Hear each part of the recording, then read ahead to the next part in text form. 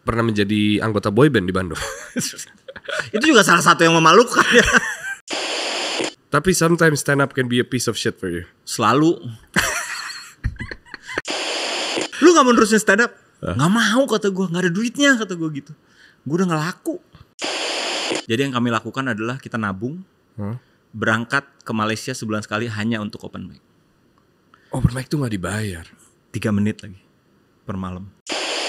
Gue nikah itu gue punya utang 250 jutaan. Jesus Christ. Gue kasih tahu istri gue 5 hari sebelum pernikahan. Hi, welcome to the Friday Podcast. We've invited our guests to our home Selatan gue dulu tinggalnya sih di seberang nih. Oh gitu. Bener, ayamnya cuil-cuil gitu kan. to share the other side of every story. Itu luar biasa banget. Dan percaya bahwa rezeki nggak pernah ketukar.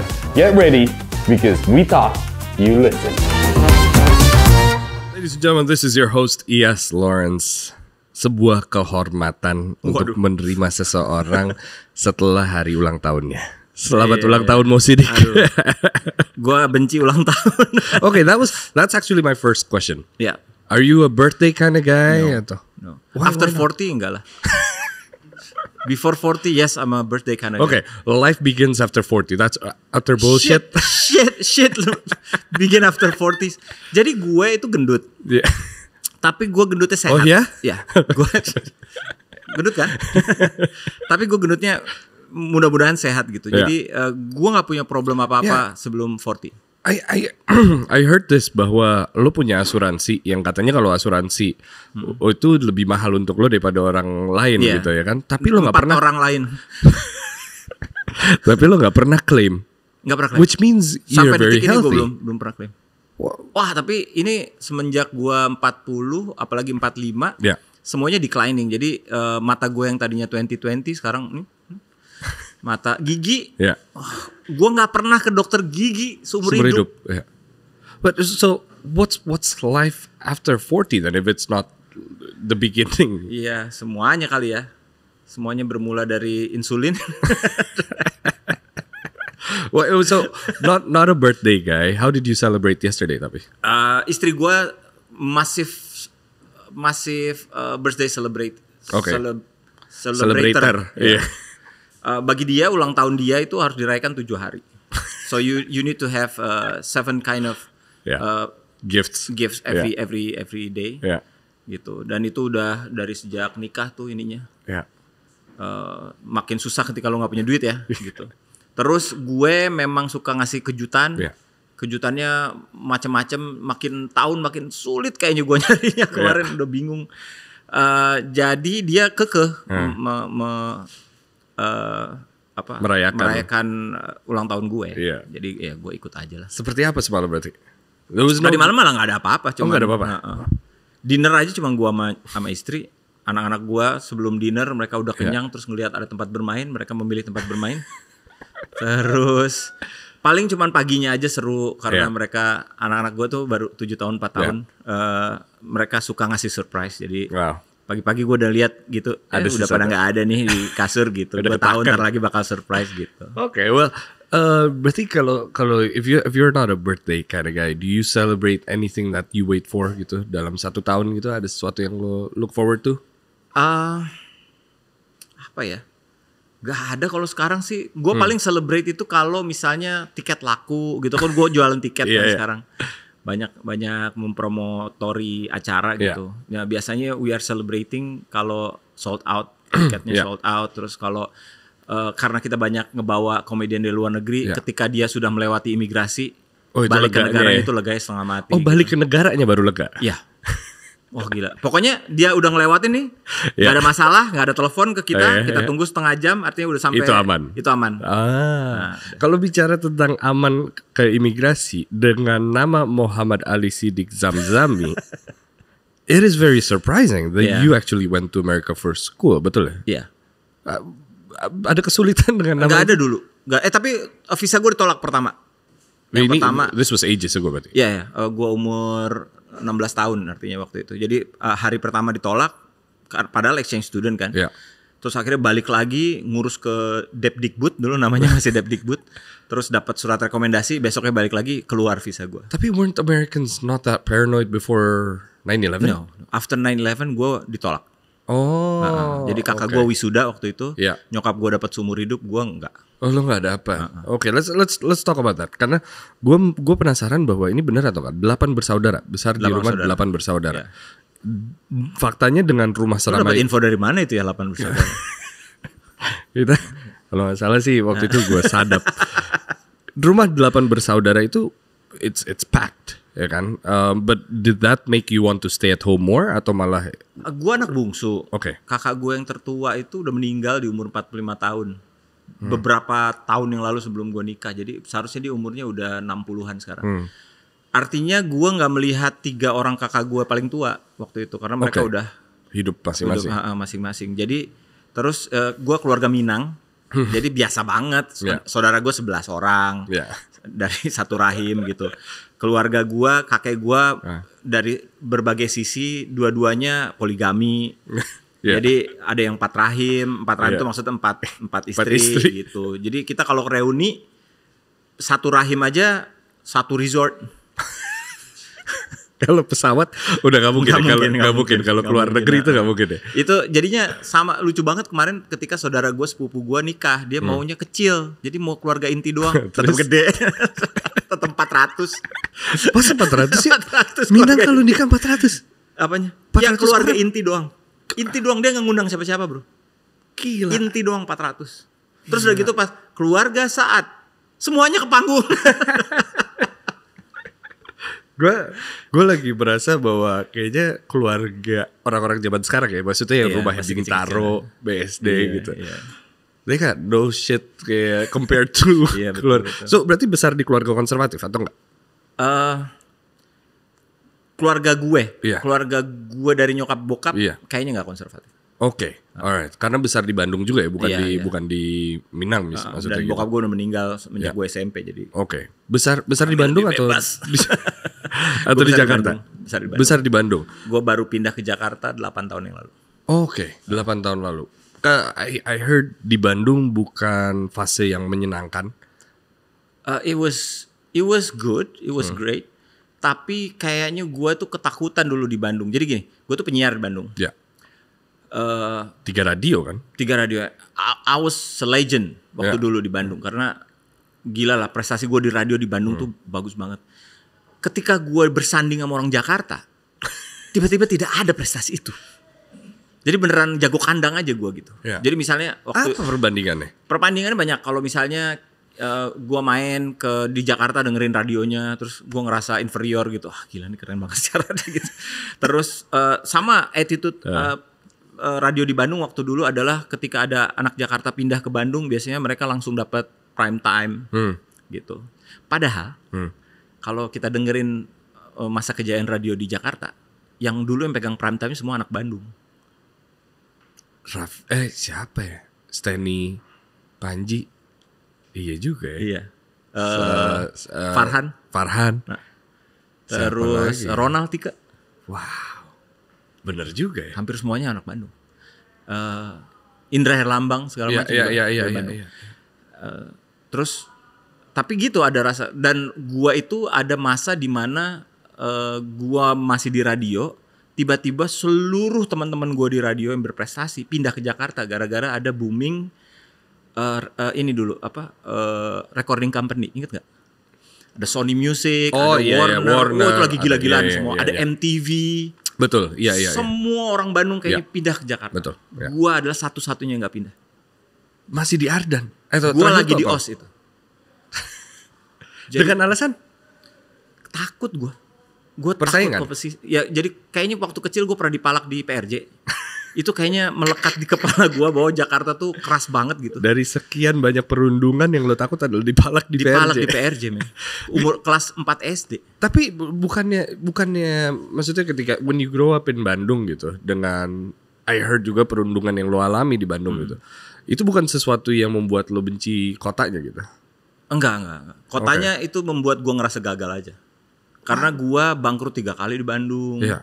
Gue kecurian di Bandung. Gue ngerasa waktu gue ninggalin Bandung ke Jakarta itu awal mulai ada gue bisa gue nih agak terkenal di Jakarta gitu. Meskipun lu adalah seorang pernah menjadi anggota boyband di Bandung. Itu juga salah satu yang memalukan ya. Hei Indra Herlambang, Anda juga jangan ketawa Anda. Lah, membanggakan dong. Aduh men. Aduh memalukan. Wasn't that enggak ya? Karena, waktu itu sih keren banget iya, kedengerannya keren banget. Tapi dipikir-pikir waktu itu gue udah gendut ya. Gitu. Ngapain gue melakukan itu gitu? But you did many things. Salah satunya juga basket dulu, ya kan. So mungkin dari sana apa yang akhirnya membuat lo ya udah orang-orang udah pada ke Jakarta, gua kali ya ke sana atau apa akhirnya 8 tahun? Oh enggak, lalu? jadi gara-gara radio juga. Jadi gara-gara gua di Suci terus udah gitu stand up comedy booming di Indonesia, udah gitu semua industri kayak oh silakan come here gitu. Mereka sangat baik sekali sama kami, industri film, industri sinetron, industri script writing, industri TV segala macam semuanya senang. Terus publikasi bagi diri kami ini tinggi banget gara-gara ada Panji, ada Raditya Dika. Akhirnya ada radio yang minta gue untuk siaran morning show. Oke. Gue by the way, gue selama 14 tahun siaran di radio semua morning show. Oh, wow. Oke. Langsung prime time dari dulu? Langsung dapat prime time. Wow. Radionya tuh radio urban namanya. Oke. Nah udah gitu ya udah terus lihat angkanya, oh ini kayaknya angka pindah nih. Akhirnya pindah ke Jakarta. Oh akhirnya pindah. Sudah menikah pada saat itu? Udah nikah. Gua tuh rezeki gue dapetnya setelah nikah. Sebelum nikah gue struggling. Oh gitu. Karena why do you think so? Karena gue pebisnis, ya jadi pengennya ngebisnis gitu, tapi ada aja gitu masalahnya gitu. Jadi waktu dulu bangkrut gue terakhir sebelum nikah adalah gue punya majalah. Oke. Majalah namanya majalah Grey. Ya. Lo kalau nanya anak Bandung umur 20-30 sekarang nanya, lu tahu majalah Grey nggak? Gua bisa guarantee 90% bakal tahu. Oke. Kami dulu mengalahkan kawanku, mengalahkan Hai. Pesaing kami adalah Go Girls dulu. Ingat kan? Iya.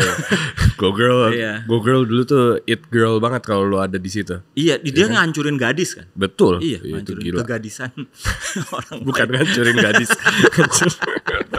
Gila tuh legend banget. Kami bersanding gitu. Wow. Tapi cuman Bandung doang ya namanya. Iya. Gua jago kandang. Terus udah gitu 5 tahun itu kami menguasai Bandung. Tahun kelima kami kalah sama Facebook. Maksudnya? Jadi Facebook itu begitu booming sehingga harga majalah gue masih ingat gue Rp16.000.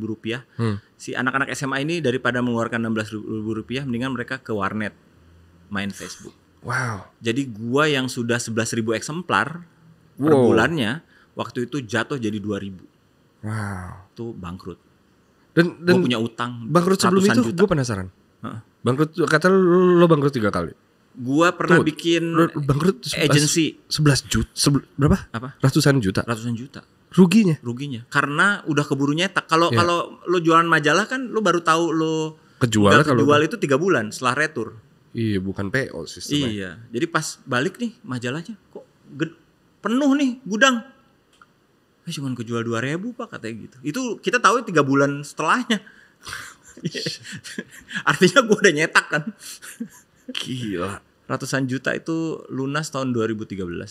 Wow. Itu kejadiannya 2009. Gila. 2008, 2009. Bangkrut sebelum itu agency tadi bilang. Ada agensi namanya Media Aktif. Oke. Bangkrut juga.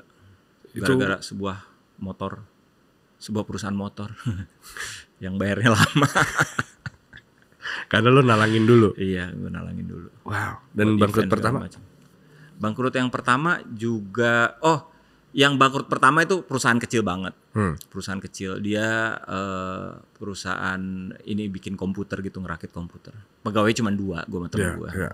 Dan tapi itu that tells a lot bahwa you never stop berarti ya. Karena I know you're stupidly never stop. Sampai sekarang gue you made diambang kebangkrutan. Gue baru saja menutup Ketawa Comedy Club. Tapi lu bukannya ada bisnis clothing juga, setahu gue? Enggak, itu mah gue nyobain. Oke. Bisnis ini gede apa? Iya, baju. Why business? Why always business? Apa dari dulu selalu mau menjadi entrepreneur? Karena gue tuh minim prestasi ya secara individu, maksudnya akademis maksudnya. Semuanya gue nggak pernah juara kelas, gue nggak pernah juara apapun. Tapi kalau di bisnis kayaknya lu mediocre aja lu bisa menghasilkan uang gitu. Kayak di komedi gitu. I'm not the best comedian di Indonesia gitu. Tier gua mungkin di tengah-tengah lah. Well, according to Comedy Central you are. Ya itu kebetulan aja, nggak ada yang lain. Nah, gue tiba-tiba menyadari bahwa gue bisa menghasilkan lebih banyak off stage daripada on stage. Ya sekarang gue lebih banyak kegiatan off stage ya, gue lebih banyak promoting, gue lebih banyak bikin IP, gue lebih banyak nulis gitu. And all that comes with you had to learn it to know industri itu, karena industri stand up itu bukan sesuatu yang lama kan.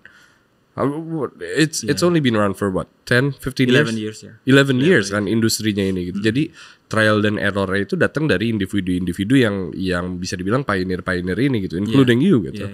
What was struggle di industri mungkin stand up di awal tuh apa berarti ya?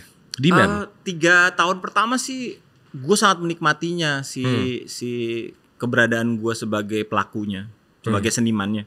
Karena demand-nya ada banget. Demand-nya ada banget. Tapi and again umur gue 47 sekarang. Kemarin 47. Artinya gue itu hari ini 48. Enggak, hari ini 47.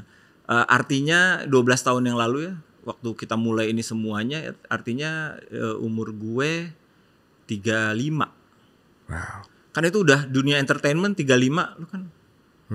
Come on lah. Gitu. Itu 35 artinya kami baru mulai terkenal di 36 37. Iya. 37 gue menikmati karena satu-satunya komedian yang gendut waktu itu gue. Itu udah ikhlas deh tuh ya. Gue menikmati banget karena semua peran, semua apa segala macam yang gendut-gendut gue dapet. Termasuk Jin dan Jun, tebak siapa yang jadi Junnya? Bukan gue. Bukan. Pasti gue Jin. Iya, pasti Jin. Ada lo lihat Jin dan Jun Reborn gitu, ada gue. Emang ada sih.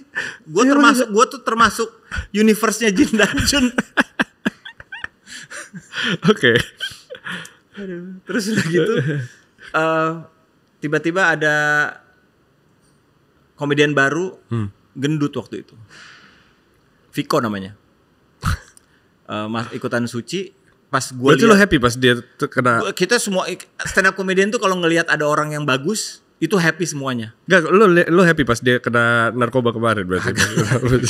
Berarti kehilangan satu komedian gendut lagi. Udah terlambat. Kalau di awal-awal kenanya kayaknya gue masih bisa. Udah terlambat, udah ada Regen, udah nggak ada. Tapi waktu itu cuma gue sama Viko. Oke. Tapi Viko naik banget. Nah gue pas lihat tuh di Suci udah lihat tuh. Wah nih eksistensi gue terancam nih gitu. Manajer gue masih karena gendut. Karena gendut. Oke. Buktinya adalah Comic 8. Iya. Itu pemeran utamanya kan macam-macam. Tapi kan lo ada. Enggak, yang gendutnya Viko. Weren't you at Comic 8? Iya, yang kedua jadi musuh, bukan jadi itu kalau Viko belum ada, gue yakin itu gue. Gue yakin itu gue. Tapi Viko ada, lebih lucu, lebih muda. Oke, look, baru bilang assalamualaikum aja orang udah ketawa. Tapi gini, langsung ketawa orang. Maksud gue adalah selesai kata gue karir gue. Kalau ngomongin karir ya orang gendut gitu di stand up, we look at Fluffy gitu, ya kan, Gabriel Iglesias. I mean, the top of mind is him gitu, but I think there's tons of other, I think overweight comedians gitu misalnya. Cuman top of mind dia. What makes him different to many others yang you couldn't apply? Sebenarnya bisa. Jadi gini, gara-gara si Viko itu, gue akhirnya mikir, waduh beres nih stand up gue karir entertainment gue di Indonesia. Stand upnya masih belum. Tapi kayak jadi peran utama apa segala macam udah nggak mungkin. Akhirnya gue melirik stand up bahasa Inggris. Wow. Karena menurut gue ya, terserah yang lain mau setuju apa enggak. Ini menurut gue, karir stand up comedian Indonesia berbahasa Indonesia itu karbitan semua, termasuk gue. Wow. Terlalu cepat kami itu, terlalu Hollywood dream. I gotta tell you something. Plek in the podcast industry. Plek. Sama ya? I've never said this before. Cuman now that you've mentioned this, gue memulai podcast 2018. Nobody was doing it. It was only me and siapa? Adriana Colby. Ya. It was just us. We were actually having beefs with each other sampai akhirnya kita dipertemukan karena dia ngatain gue Magna Talks itu podcast Hypebeast, motherfucker. Sampai akhirnya kita ketemu. Tapi and then afterwards, Tapi siapa sih yang nggak dikatain Adri? Anyway, iya betul betul. Karirnya begini nih, industrinya ya, bukan kita doang. Karirnya begini, people were looking at it. And then akhirnya datanglah para artis-artis yang bikin podcast apa segala macam.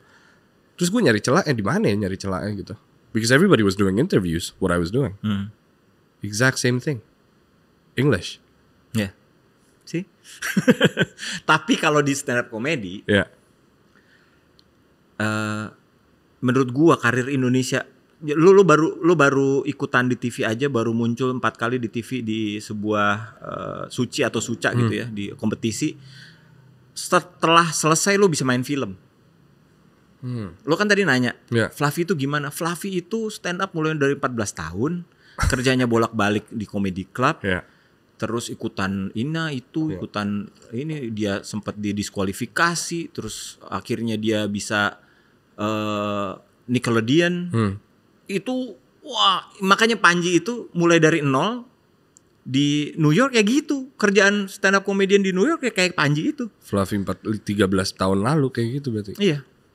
Bertahun-tahun yang lalu semua orang melakukan itu di bahasa Inggris. Nah, di sini kan nggak ada template ya kayak gitu. Nah, makanya ini dimulailah petualangan gua berbahasa Inggris. Di Jakarta nggak ada open mic-nya. Jadi gua sama Regi nyari, ada di Malaysia. Seminggu bisa 3 kali. Jadi yang kami lakukan adalah kita nabung, berangkat ke Malaysia sebulan sekali hanya untuk open mic. Open mic tuh nggak dibayar. 3 menit lagi per malam. Holy shit. Kita tuh ngelakuin itu berapa bulan? Kalau gue sih inget gue 3 bulanan, 4 bulanan, 4 kali gue kesana sampai akhirnya jadi naik tuh dari open micers, jadi ada namanya feature. Akhirnya kita berdua pembukaan sebuah comedy club namanya Crack House, kami berdua jadi headliners. Jeez. Regi udah duluan jadi headliners, tapi gue baru itu jadi headliners. Wow. Reggie is also brilliant, by the way. You guys should check him out. Before we carry on with the story, posisi itu udah menikah? Udah nikah. Udah. Belum punya anak tapi kan? Belum punya anak. How did you convince her bahwa? Because it doesn't. For me, kayak if say my wife would say to me kayak. I'm gonna spend my money on something that might work, that might not work. Ya. Artinya lo harus punya sebagian uang yang lo tinggalin di istri lo.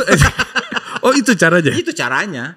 Jadi gua kayak di 1 bulan merugi kemarin, itu, gua tetap harus ada cari penghasilan dulu yang gua simpen di rumah yang nggak akan ganggu apa-apa. Oke, berarti secara keuangan dari dulu tuh lo nggak pernah bermasalah. Maksudnya you work your ass off, keep it there, leave it there, and these are. Ya ada lah cerita-cerita gue sama istri gue tinggal di gang gitu, ada lah. Nanti itu buat kayak cerita-cerita kalau udah kaya banget gitu. Aku sama istriku pernah tinggal di gang loh gitu. I can tell my children that mommy and daddy used to live in this really wow. But behind the kuburan. Pernah tinggal di belakang kuburan? Iya. Itu gara-gara ngontrak rumahnya malam. Gue kan penakut banget ya. Gue nggak tahu. Dulu taunya 2 bulan karena gue kalau lari pagi ke arah sana nggak pernah ke arah sini. Terus? Jadi gue tuh selalu bingung kenapa selalu ada kecoa ya gitu. Gue udah basmi kecoanya tapi selalu ada kecoa di rumah gue. Rupanya belakangnya kuburan. Goblok. Iya. Wow. Hah? Kuburan? Gede lagi kuburan. Pantesan murah ini. Kontraknya. Tapi berarti financially you've always kept yourself stable dari dulu, stabil lah ya. Stabil. Oke. Stabil. Gua hustle lah. Iya. Makanya istri gue pas tahu gue nikah itu gue punya utang 250 jutaan. Jesus Christ. Gue kasih tahu istri gue 5 hari sebelum pernikahan. Terus istri gue ngomong, gue tahu lu tipenya hustle jadi I don't mind katanya gitu. Wow. Yeah. You got one hell of a wife, brother. Yes. How did you convince her? Sex? No. How did you convince her to be with you? I guess with that. Iya, karena dia lihat hustle gue sih. Iya. Ngelihat pergi pagi pulang malamnya gitu sih. Wow. Lebih ke situnya. Anyway, terus semuanya open. Jadi semua keuangan gue open. Oke. Bahkan pernah gue mau mencoba minta maaf daripada minta izin tuh. Jadi gue ada melakukan sesuatu dulu. Gua beli Nintendo Switch ya, yang Switch yang gini, yang bisa dicolok ke TV. Gue beli duluan, gue minta maaf dijual lo sama dia. Gitu, jadi gue open soal lagi punya duit, lagi nggak punya duit, semuanya open. Oke. Itu sih yang bikin percaya sih. Wow, luar biasa. So that happened. Had your savings.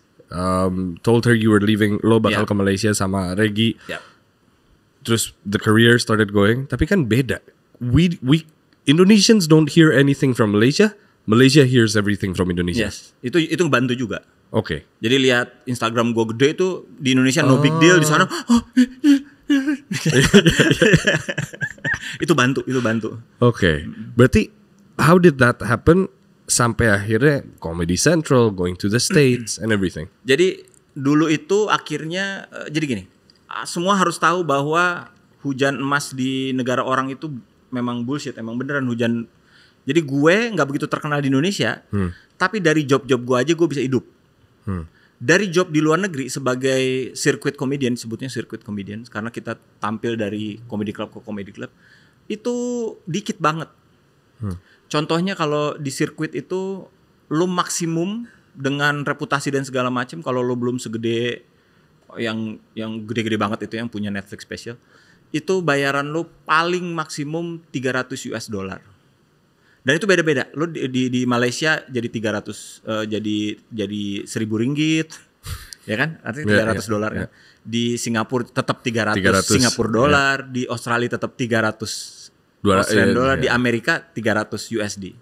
Di Indonesia aja kita yang bayar 300 USD sama orang-orang luar. Nah, itu satu kali manggung segitu doang dapatnya. Sedangkan di Indonesia waktu itu gua satu corporate tuh bisa 4 kali lipat. Wow. Gitu. Tapi memang itu nyari duitnya di Indonesia. Ya. Syuting lah, suca apa segala macam. Nanti nabung, berangkat ke Malaysia, manggung 3 hari. Bikin terkenalnya tanda kutipnya di luar negeri. Iya, terkenal di region ya. Iya, oke. Oke. Manggungnya seminggu bisa 4 kali gitu. Nah, itu mulai kedengeran udah pernah headline segala macam. Nah, waktu itu sebenarnya yang datang duluan adalah bukan Comedy Central, yang datang duluan Netflix. Really? Jadi Netflix itu mau bikin 3 negara, Indonesia, Malaysia, sama Singapura, nyari 3 komedian. Nah, gua udah punya agency di di Malaysia. Mereka ngubungin gua, mau gua masukin lo ya, masukin. Akhirnya semua ada nih 3 nama nih. Dari 3 nama itu Indonesia batal. Dengan alasan? Ini kan nggak Netflix pernah di ban di sini. Cuman bisa dari fucking. Yeah.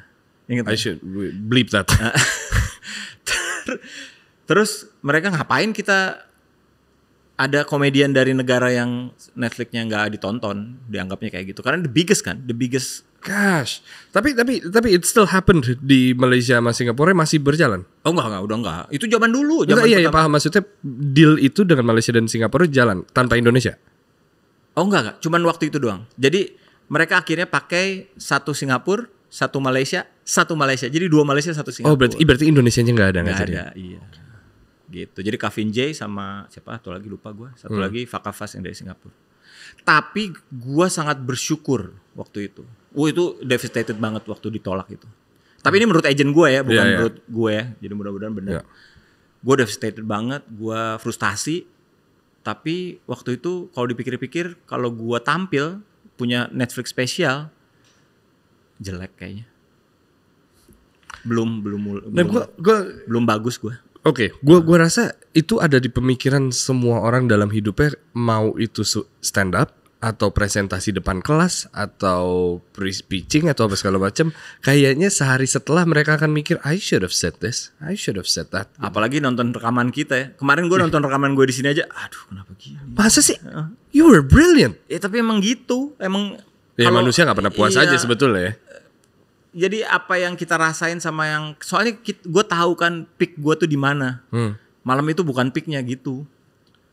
We were in the car yesterday. I kid you not. We were in the car yesterday. We were talking about your bits again. about going to Russia. Kayak menurut gue itu sesuatu yang masih memorable. I don't know. I cannot take compliments well. Maksudnya it just flies off my ear. I don't know if you take compliments well. Cuma maksud gue, if it helps adalah we appreciate what you did and it still holds on to us gitu. And I think I don't know how it can be better gitu. But lo selalu merasa ada cara itu bisa jadi jauh lebih baik. Iya pasti. Itu ya komedian itu kan pernah dengar 10 o'clock rules? Oh belum. Atau remind me again. Jadi ini kita kan banyak ngambil karena rootnya stand up comedy itu kan dari comedy club sama kayak jazz kan. Yeah. Jadi kita banyak istilah-istilah jazz gitu yang dipakai oleh musisi jazz. Ada riffing. Gitu. Salah satunya adalah 10 o'clock rules. 10 o'clock rules itu adalah apa yang terjadi di hari ini. Mau lo bagus, mau lo jelek, itu hanya akan sampai jam 10 besok pagi. 10:01, lo mulai dari nol lagi. Jadi lo mau euforia, mau pamer segala macem di Instagram, mau bilang, gila gue bagus banget, keren banget, gue pecah gitu. Cuma boleh sampai jam 10 pagi besok. Atau misalnya lo pengen, ini apa sih, kerjaan apa sih, gue udah gak mau jadi stand up comedian lagi. Kerja apa, kayaknya gue gak bagus deh. Cuma boleh sampai jam 10. 10:01 lu kembali dari nol. Dengan alasan? Kalau enggak lu mati di industri ini. Wow, karena you gotta move on. You gotta move on, man. Apa yang lu punya sekarang, gue yakin juga Panji segala macam. Suruh lihat videonya 6 bulan yang lalu aja, pasti yang. Wow. It's not a hobby, is it? It's not. It's a fucking job. Itu ini ya. Waktu mau manggung di sini, ya 5 menit 10 menit itu gue ngerasa ngapain sih gue kayak gini. Dan itu bukan pertama kali dalam karir lo berpikir seperti itu. Setiap hari gue mikir kayak gitu. Setiap mau stand up. What would you rather be doing? Stand up. Abis itu euforia. Oh iya, ini benar, jalan yang benar. Gue mau pilih jalan yang benar. Gila, besok gue mau manggung lagi, lusa gue mau manggung lagi. There's nothing in this world that you would rather be doing than stand up. Yep. Tapi sometimes stand up can be a piece of shit for you. Selalu. Gila, aneh banget. Karena seninya aneh banget, Pak. Iya ya. Seninya aneh banget. Okay, you travel the world. Yeah. Especially we talk about Edinburgh gitu. I know that Edinburgh they go crazy about stand up gitu. And you guys went all the way there for this gitu. Dan gak mungkin kalau lo gak cinta dengan industrinya lo gak kesana. Begitu pula banyak yang kesana juga kayak dari beberapa negara juga kan. Iya. Dari seluruh dunia lah. Dari seluruh dunia gitu. At the end of the day, it's to show them bahwa hey, I exist. Dan yang kedua adalah untuk membawa itu ke sini gitu. Tapi itu bahasa Inggris. One of the things that we said di sini adalah what's the point ngomong dengan bahasa Indonesia di di bahasa Inggris. Gue adalah komedian Indonesia, kewarga negara Indonesia di Indonesia gitu. So was there a point or what were you trying to do gitu? Jadi Edinburgh Fringe itu kan lu punya kesempatan lu masuk ke sebuah area di mana ada 4 sampai 8 juta orang yang berpotensi sebagai penonton. Meskipun di sana ada hampir 100.000 pertunjukan. Lo bersaing dengan 100.000 pertunjukan dalam 28 hari. Wow. Di mana lo bersaing dengan 20 ribuan performer lainnya. Jeez. Gitu. Tapi selalu ada penonton. Ada penonton dan lo berkesempatan, gua aja 28 hari dengan istirahat beberapa hari itu bisa 53 pertunjukan. Gila. Lo kalau melakukan stand up seminggu 3 kali aja, itu lo bakal setahun tuh baru bisa dapat 53 pertunjukan. Gua mendapatkan pengalaman dengan penonton yang berbeda-beda, dengan line up yang berbeda-beda 53 kali dalam 28 hari. Ini materi yang sama? Materinya evolve. Yang lo dengerin gua kemarin itu udah evolving. Wow. Lu 28 hari 56. Ya, 6 hari pertama gak lucu lah ya semuanya. Bingung gue ini kenapa beat andalan gue gak ada yang ketawa gitu. Itu gila. Maksud gue kayak slang aja nggak segitunya dalam waktu 2 bulan. Nah, musisi luar negeri tuh kayak gitu. Mereka kan tiap malam tuh di klub, kadang-kadang di klub ini terus pindah langsung ke lu nonton biografinya si Queen itu kan sih. Iya, Bohemian. Itu kan mereka mainnya masukin barang ke dalam ini terus go on tour dalam sebulan mereka bisa manggung 30 kali sampai 40 kali. Ya gitu. Kalau di luar negeri kayak gitu karena banyaknya teater, banyaknya tempat. Ya. Lu satu jalan kiri kanan bisa aja 11 comedy club. Dan lu masih bilang bahwa that didn't make any money. Gue rugi banget di Edinburgh. Why did you go? Ya, makanya tolol. Tapi kalau punya kesempatan untuk ngelakuin itu lagi. Sama juga tolol-tololin, ngapain sih lu ke New York? Gue tuh pengen nanya itu deh sebetulnya. Dari seorang teman dan seorang fellow comic juga gitu. Kalau gue ngerti, tapi banyak pasti yang nggak ngerti. Gue kemarin bikin podcast juga sama Reno Venadi, dia bingung. Lu kesana, tiket pesawat 16 juta, tempat tinggal sehari $120, 28 hari kaliin aja. Makanan mahalnya setengah mati. Gue udah naik bis tuh. Bis itu harganya 4,5 pounds per hari kemanapun. Wow. Itu masih 8 kilo jalannya. Gue turun 7 kilo kan di sana. Gue turun 7 kilogram. Gila. Ngapain? Nggak tahu gue juga ngapain. Pulang juga nggak puas kata gue. Was it for the experience tapi? Oh iya, maksudnya pasti itu ya beda banget. Ada komedian namanya Dana Pandawa.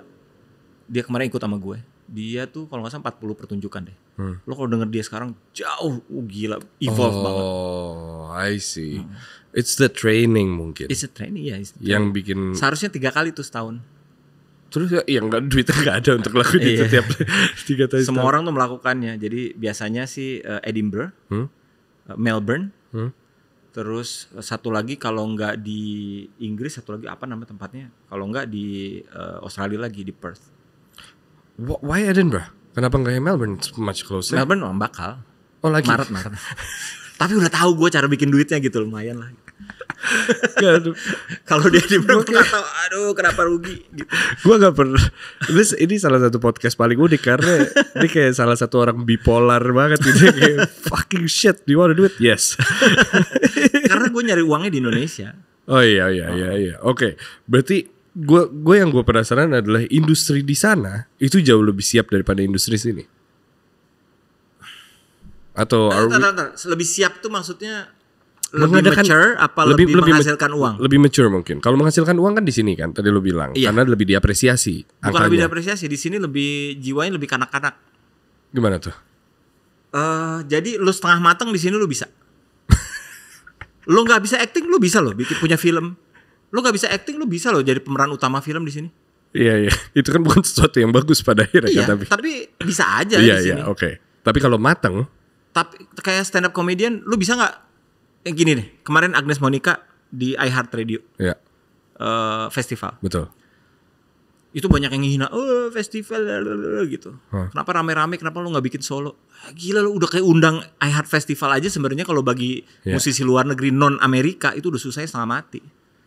Udah nggak mungkin, hampir nggak mungkin cuman dalam hidup lo nih 0%. Gue menurut gue juga nih 0% gitu. Lo masih bisa hina-hina Agnes Monica gitu. Karena industri di sana memang udah mature, jadi lu kalau misalnya lo nggak bisa acting ya lu tempatnya di sini di B-movie gitu. Lo kalau bisa acting pun lu paling jadi orang yang mati di CSI gitu. Iya, dan itu membanggakan kan. Iya. Atau misalnya lu pengen punya duit ya udah lu di Broadway lah tiap hari manggung. Ini I watch podcast in the US dan juga like shows and then they always say, "What do you do for a living?" "I'm an actor." "I've never seen them before. I've never heard their music before." gitu. Tapi banyak sekali yang ada di industri itu ya. Iya.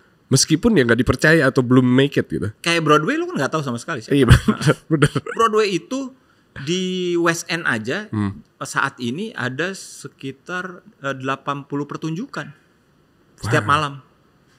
Setiap malam loh. Gila. Itu termasuk Phantom of the Opera yang udah puluhan tahun sampai sekarang nggak Iya, nggak selesai. selesai. Dan masih sold out mulu. Iya ya. Gila. Gue kemarin nonton Hamilton di London. Wow. Itu orang artinya, ini orang udah manggung 6 tahun. Tiap malam.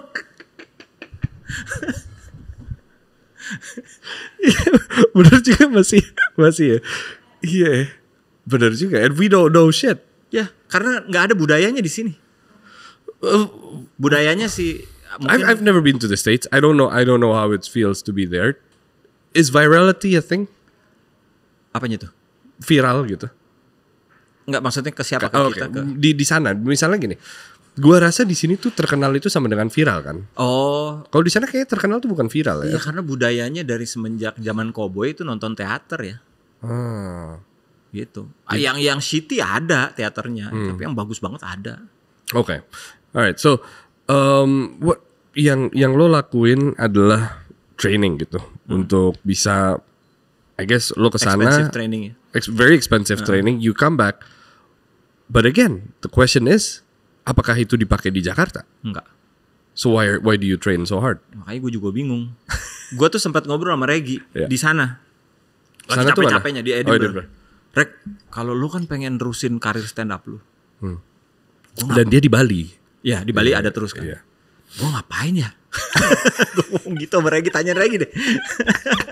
Terus dia juga bingung, lu gak mau terusin stand up? Gak mau kata gue, gak ada duitnya kata gue gitu. Gue udah gak laku. Meskipun sebulan ini ada 2, tapi Iya. gue gak laku aja. Dulu sih lebih banyak, dulu seminggu bisa 2 kali. Lo pesimis banget berarti. Gue realistis gitu. Gue lebih ke situ, soalnya kemarin tuh sempat, nah makanya gue benci ulang tahun karena gue kayak harus mikir gitu. Kalau ulang tahun tuh kan, oke, gue umur 47 mau ngapain sih, udah sampai mana? Lu harus evaluasi, harus segala macam, termasuk evaluasi kesehatan kan. Iya. Gue menghadiahi diri gue general check up setiap ulang tahun gitu. Semuanya harus dievaluasi dan evaluasi itu kan makin kesini ya ada aja gitu kan gitu. Nah itu yang gue bingung gitu. Ini gimana sih gue harus menjalankan bisnis gue yang lama. Gue punya toko TikToknya tutup gitu kan. Terus udah gitu apa gue benerin lagi kah stand up gue apa gimana gitu. Kemarin tuh sempat kepikiran kayak gitu. Tapi dengan adanya Edinburgh kemarin, gue dapat bisnis modelnya segala macam, gimana supaya nggak rugi-rugi amat. Gue akan coba bisnis modelnya di Melbourne. Oke. Bulan Maret April. Ini. Melbourne Comedy Festival. Wow, that's amazing. Semoga sih ya, menurut perhitungan gue seharusnya gue untung. Oke. Dulu tuh lo pernah bilang, ini di sebuah podcast juga lo bilang bahwa sebelum stand up lo nggak bahagia. Iya. Terus lo bahagia stand up. Bahagianya dirawat kah sampai sekarang? Oh rawat. Oh sekarang kalau bahagianya kalau stand up itu ya itu lo bahagianya kan cuma boleh sampai jam 10. Masalahnya itu. Jadi gue bahagianya karena gue punya keluarga aja sekarang. Oh, oke. Kebahagiaannya karena Kebahagiaan itu berarti. itu anak istri. Kalau dulu nggak bahagia kenapa sebelum stand up? Sendiri gue. I'm so alone. And well, you have 8 siblings, although 3 yang tadi Nggak dekat sama sekali. Gue udah keluar rumah itu umur 19 tahun gue umur. Oh, udah meninggalkan semuanya. Meninggalkan rumah. Wow, oke. Udah ngekos di Bukit Jarian. Di Bandung. Cimeluit. Cimeluit. Berarti menemukan kebahagiaan di stand up itu possible atau enggak berarti? Enggak. Oke. Enggak. Kenapa? Karena highly kompetitif. Terus udah gitu banyak Cinderella stories. Isn't it good? Ya bagus. Ya. Artinya lebih banyak Cinderella stories itu kan sebenarnya kelihatannya bagus, tapi kan buat mental lo nggak bagus. Karena semuanya mendadak kan. Kita nggak tahu apa yang terjadi sama Cinderella sekarang. Iya juga, kita cuma tahu segitu doang. Iya. Terus udah gitu, yang lebih parahnya itu adalah kalau sekarang gue seneng banget banyak pelawak Indonesia yang mengerti bisnis. Jadi mereka invest, mereka bikin franchise. Menurut gue itu positif banget karena zaman dulu pelawak kalau meninggal stroke miskin. Gitu. Banyak banget. Sampai sekarang juga masih banyak pelawak. Mudah-mudahan si next generation pelawak ini jauh lebih baik secara ekonomi gitu. What changed the game of stand up comedy? Gua belum lihat ada yang ngubah sekarang.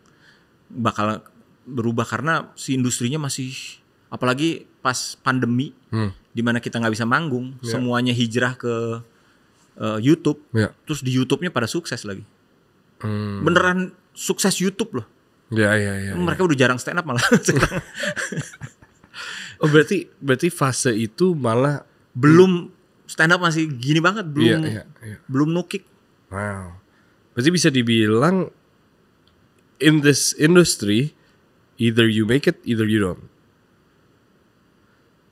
Jadi gini. Dan faktornya hanya satu, lucu. Enggak, faktornya kerja keras. Cuman hanya hustle yang bisa menyelamatkan lo di stand up. Bukan lucu? Bukan. Orang yang hustle akan lebih lucu daripada yang lucu. Oke, talk to me. Semuanya ini udah, lo kalau bikin tesis ini menurut gua hasilnya akan 100% sama. Okay. Jadi di stand up comedy itu orang baru lucu ketika dia usaha terus sampai lucu. Karena stepnya tuh sama semuanya. Memulai observasi, dia ngerasa dia bisa, dia mulai observasi yang lain, ngelihat apa yang bisa dijadiin materi, dia into the lab, writing, terus latihan, open mic. Ada 2 tuh, biasanya lucu atau diet. Kalau diet tuh udah RIP, udah gak bisa dibantu. Nah itu. Oh itu malah yang diet itu tuh banyak sekali, seperti Randika Jamil. Dia baru lucu setelah 6 bulan. Tapi dia terus-terusan naik. Karena proses. Betul. Yang sekarang nih gue lagi lihat adalah Oza Rangkuti. Itu orang gak lucu banget bro pertamanya. Dia tuh bekas penonton kami karena rumahnya deket dari Ketawa, jadi suka nonton.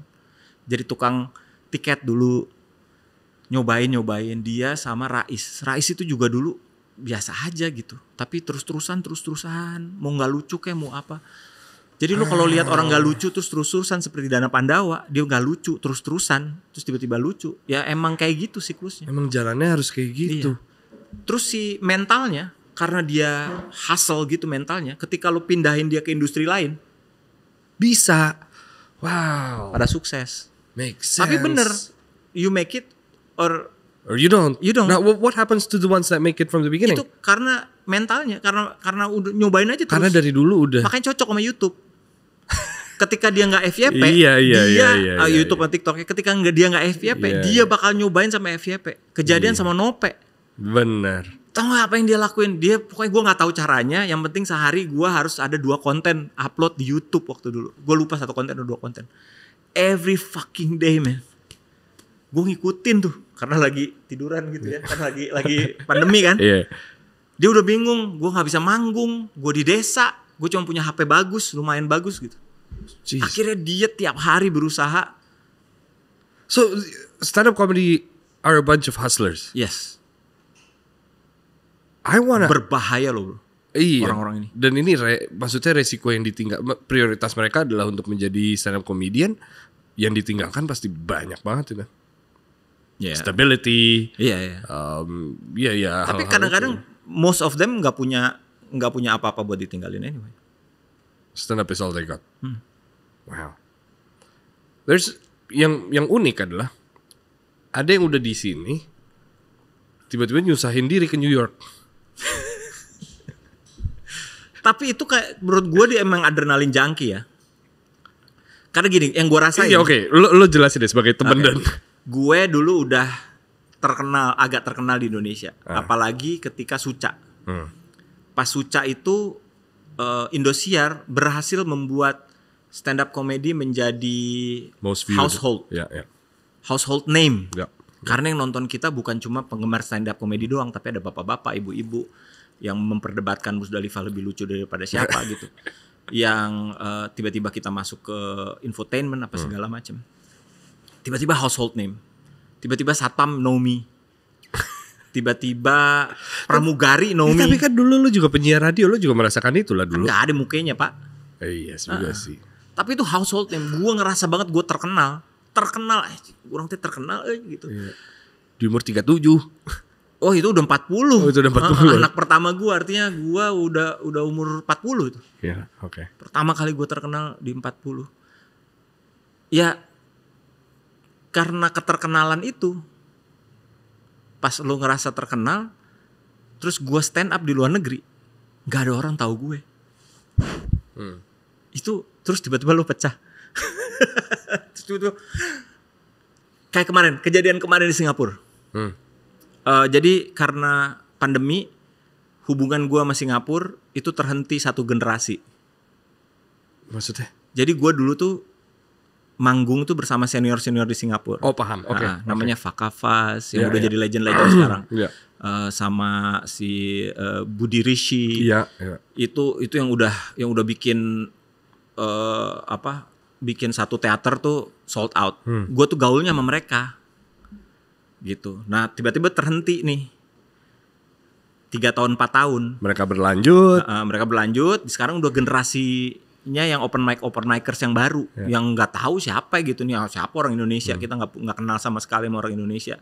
Sedangkan yang ini kenal sama orang Indonesia segala macam, sama orang Malaysia. Terus tiba-tiba gue balik lagi ke Singapura kemarin, dapat slot dengan susah payah, nelfonin orang gitu, dapat slot 5 menit akhirnya. They don't know me. Gue baru pulang dari Edinburgh dengan materi yang udah matang 53 tahun. This was after Magna berarti? Itu sebelum apa sudah ya?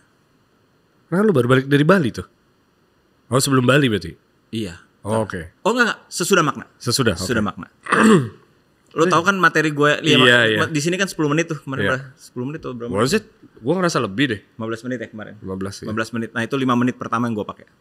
5 menit Yang pertama. visa. Lucu banget itu. Itu kan udah develop banget ya Yeah. di Edinburgh. Nah, gue dapet nih hari Jumat nelfon sana sini terus ya boleh ada nih kebetulan ada open mic, silakan we give you 5 minutes gitu. Terus naiklah gue, nggak kenal sama sekali sama pemilik klubnya aja nggak kenal. Terus gue paling pecah di antara yang semua.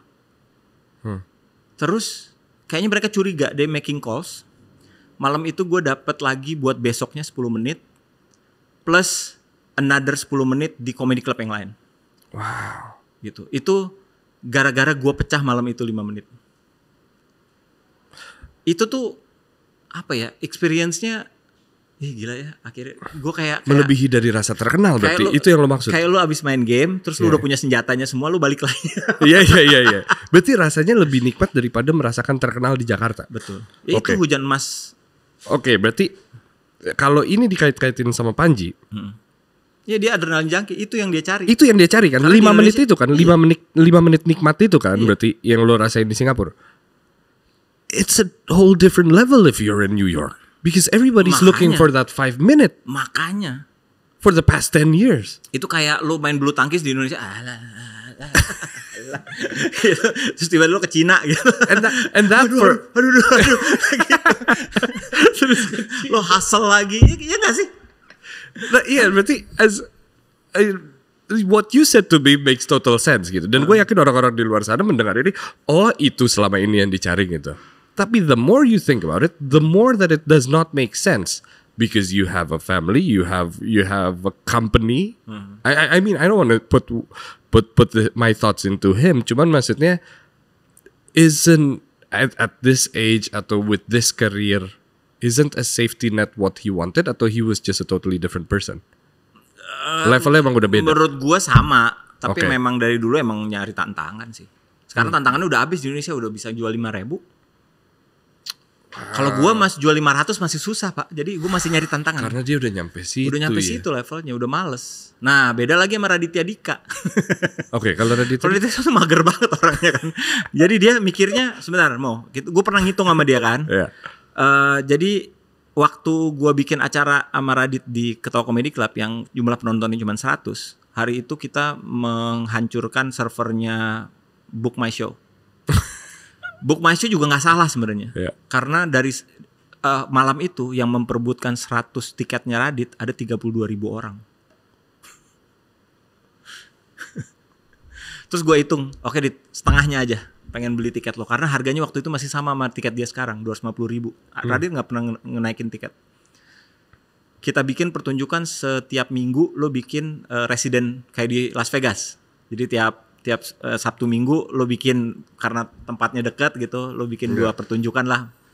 Itu Radit bisa 4 tahun dengan materi yang sama. Dia tinggal tiap Sabtu sold out 400 2 pertunjukan. Lo hitung aja 250.000 kali 400. Balik ke rumah, ketemu anak-anak malamnya. Itu kalau tahun. itu kalau nggak nambah. Iya. Itu kalau orang-orang yang nggak nambah. Kalau orang yang sama nggak beli 2 kali. Iya. Residen itu harus, mungkin kalau Panji nanti sukses di Amerika, mungkin dia pengen pensiun Indonesia, menurut gue itu yang harus dia lakuin, Resident show. Wow. Oke. How did you get to that level? Ada teorinya nggak? Ya kalau sekarang yang di Indonesia yang baru bisa bikin ya kayak mungkin Radit ya.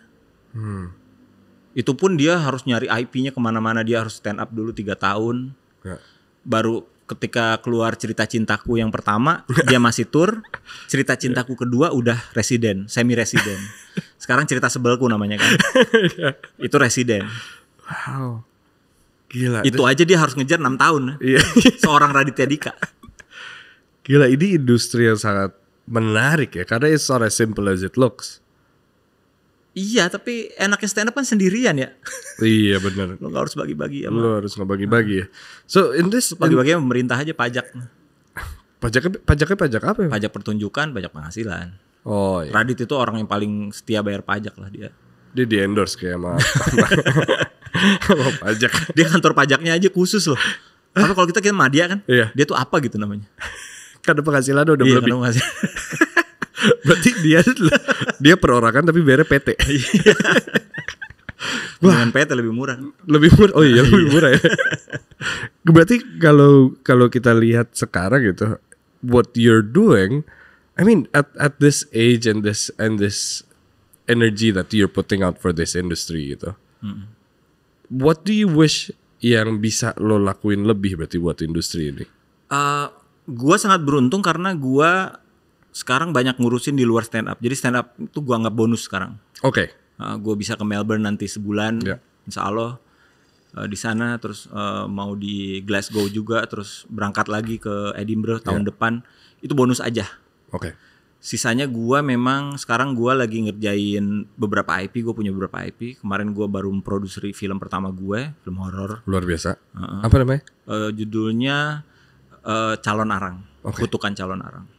Mudah-mudahan tahun depan udah ini. Kemarin gue ke Singapura tuh kemarin ini apa? Grading. Oh, wow. Grading kan seminggu. Iya. Gue cari aja comedy club di Singapura.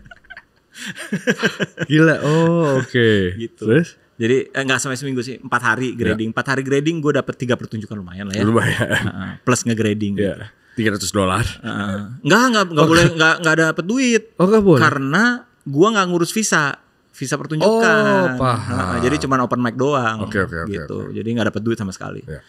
Tapi Desember gue akan dapet duit. Oh, ada. Karena comedy clubnya minta gue manggung 3 Oke. malam. Wah, luar biasa. Desember ntar. Nah, gua juga promotor sama Mad About Comedy. Nanti kita bakal bawa Ongels. Oke. Ongels itu grup lawak dari Korea, lucu banget. Sama bawa Jimmy Carr Januari, Jimmy Carr. tanggal 24 dan 25. Wow. Tiketnya udah ada. Luar biasa. Yeah. So kalau itu yang what you're gonna be doing. Kalau misalnya stand up lo gitu, ada yang when is it the next one? The next one ya seharusnya kita persiapan Perth Fringe Januari. Oh, Januari. Oke, kalau di Jakarta ada yang mendekati? Nggak ada. Nggak ada. Gue nggak bikin. Gue tuh sama anak. Jadi lo harus tahu juga bahwa gue punya grup lawak. Namanya Improv Indo. Oke. Kalau lo pernah nonton Whose Line Is It Whose Line Anyway? Is It Anyway? Ya itu adalah Indonesianya lah, versi iya. Indonesia. Kita udah decode si permainan-permainan dalam bahasa Indonesia.